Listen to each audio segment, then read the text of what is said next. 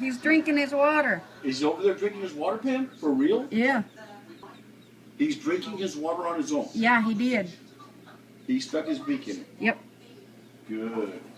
This is our little baby quail. He's about 2 days old from what we could gather. We rescued him out of our swimming pool. The first day, I had to feed him with a shish kebab skewer. And I fed him baby food, turkey with broth. Coax him to eat. Today he has learned how to peck.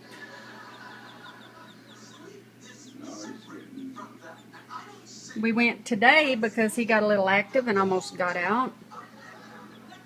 And we definitely have this little psycho kitty that would love to eat him. Yeah, you. Yep. Yep. So we put him in our little habitat that we made today. That's his little water pond. I used a little K-Reg plastic coffee packet and put some little rocks in it to keep him from drowning, and got some bottled water in there. And that's his rock we got out of the yard, and that clay looking rock is a heated rock for lizards.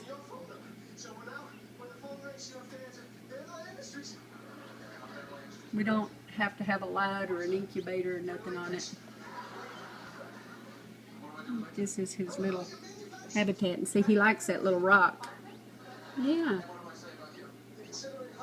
It's warm.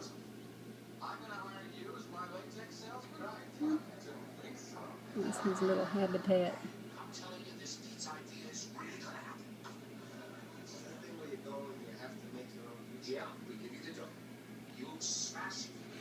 You fling it up in the air, and then you get to put your sauce, and you get to sprinkle your cheese, and then you slide it into the oven.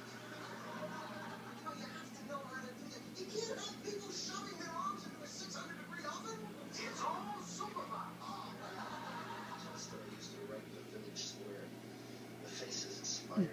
Although, one wonders if War and Peace would have been as highly acclaimed as it was had it been published under its original title, or what is it good for? Yeah. We didn't think he was going to make it because he flopped all the way and landed in the swimming pool, and we had to rescue him. He barely even had his eyes open. He was so young. But he's made it 2 days, and he's really perked up. And now he's hiding from us.